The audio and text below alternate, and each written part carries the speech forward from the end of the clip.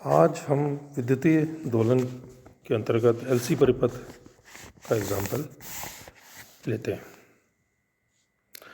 जब किसी आवेशित संधारित्र से किसी नगण्य ओमीय प्रतिरोध वाले प्रेरक में विसर्जित किया जाए तो परिपथ में दोलन उत्पन्न होने लगते हैं। इस प्रकार के दोलनों को विद्युतीय दोलन तथा परिपथ को दोलनीय विद्युत परिपथ कहते हैं।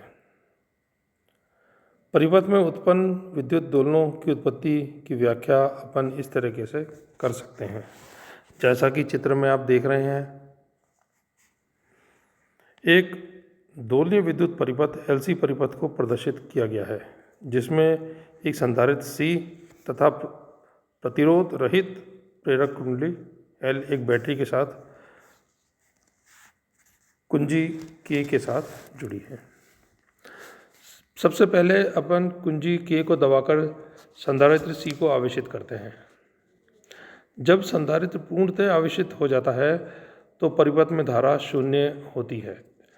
यदि पूर्णतः आवेशित होने पर संधारित्र पर आवेश Q0 हो तो इस समय उसके प्लेटों के बीच विद्युत क्षेत्र में विद्युत ऊर्जा हाफ Q02/C होगी, जैसा कि चित्र A में दिखाया गया है। अब कुंडली K को छोड़ते हैं तो संधारित्र से आवेश प्रेरक कुंडली L में विसर्जित होने लगता है तथा प्रेरक में वामावर्त दिशा में धारा बहने लगती है, जैसा कि चित्र B में आप देख रहे हैं। जैसे ये धारा प्रेरक कुंडली L के परिपथ में से प्रवाहित होती है, उसके चारों ओर चुंबकीय क्षेत्र में वृद्धि होती है। जब धारा का मान शून्य से बढ़कर अधिकतम सपोज I0 हो जाता है तो संधारित्र में संचित वैद्युत ऊर्जा पूर्णतः चुंबकीय ऊर्जा में परिवर्तित हो जाती है तथा संधारित्र पूर्णतः अनावेशित हो जाता है। प्रेरक कुंडली L में चुंबकीय क्षेत्र के रूप में संचित ऊर्जा का मान हाफ LI02 होता है। प्रेरित्र में धारा शीघ्र ही शून्य होने का प्रयास करती है। चुंबकीय क्षेत्र के घटने से प्रेरकत्व L में एक विद्युत वाहक बल प्रेरित हो जाता है, जो संधारित्र की प्लेटों को पहले से विपरीत दिशा में आवेशित कर देता है, जैसा कि चित्र C में आप देख रहे हैं। इस प्रकार से प्रेरकत्व में संचित चुंबकीय ऊर्जा पुनः संधारित्र में वैद्युत ऊर्जा के रूप में संचित हो जाती है। अब संधारित्र से आवेश पुनः प्रेरकत्व से विसर्जित होता है, लेकिन इस समय विसर्जित होने की दिशा पहले की विपरीत होती है।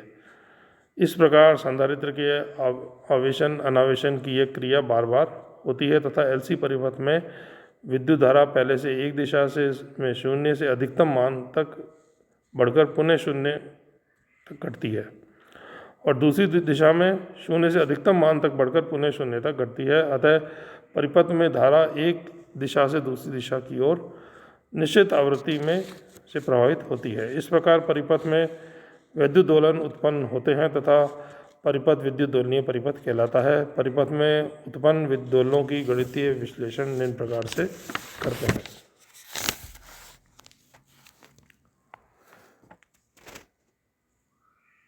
यदि संधारित्र पर Q आवेश है तो संधारित्र पर विभवांतर Vc = Q/C। यहाँ पर ये मान लेते हैं कि इस विभवांतर के कारण प्रेरक कुंडली में I धारा बहती है, तो प्रेरक कुंडली के सिरों पर विभवांतर VL = -L × di/dt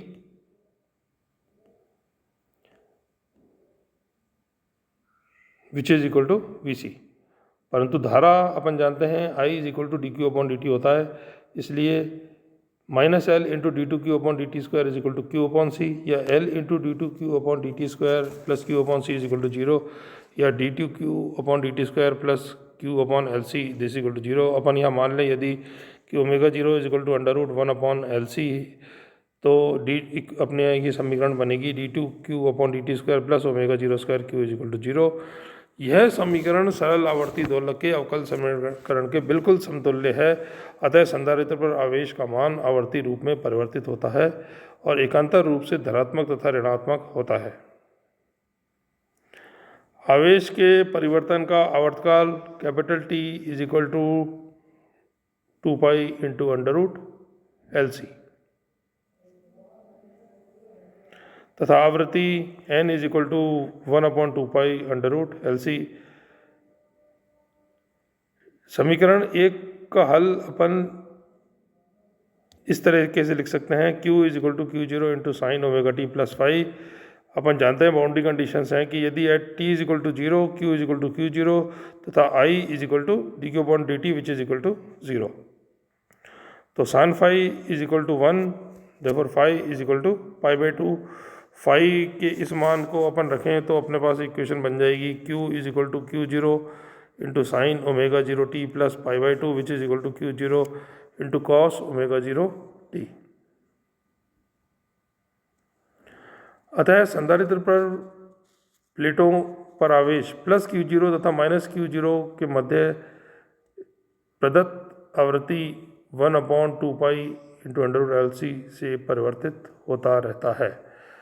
परिपथ में किसी समय t पर धारा होगी I is equal to dQ/dt which is equal to minus omega 0² Q0 sine omega 0t। ये धारा भी सरल आवर्ती रूप में परिवर्तित होती है। अब ऊर्जा के बारे में बात करें। LC परिपथ के रूप में दोलित्र की ऊर्जा संधारित्र पर समय t पर एकत्रित आवेश Q के कारण विद्युत क्षेत्र के रूप में संग्रहित ऊर्जा UE is equal to 0 to Q VC dQ। लेकिन VC इज इक्वल टू अपन जानते हैं Q/C, तो ये इक्वेशन बन जाएगी this is equal to integral 0 to Q/C dQ which is equal to Q² और Q का मान रखने पर ये समीकरण अपनी बनेगी 1/2C Q02 cos² omega 0t। समय t पर ही प्रेरक कुंडली में धारा I स्थापित करने से चुंबकीय क्षेत्र के रूप में संग्रहित ऊर्जा UM is equal to 0 to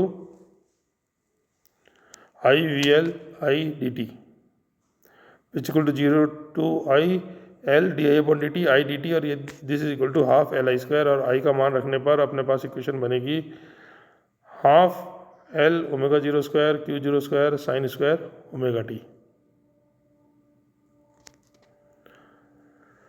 तो वैद्युत दोलनों की कुल ऊर्जा capital E is equal to UE plus UM which is equal to 1/2C Q02 cos² omega 0t plus half L omega 0² Q02 sin² omega 0t।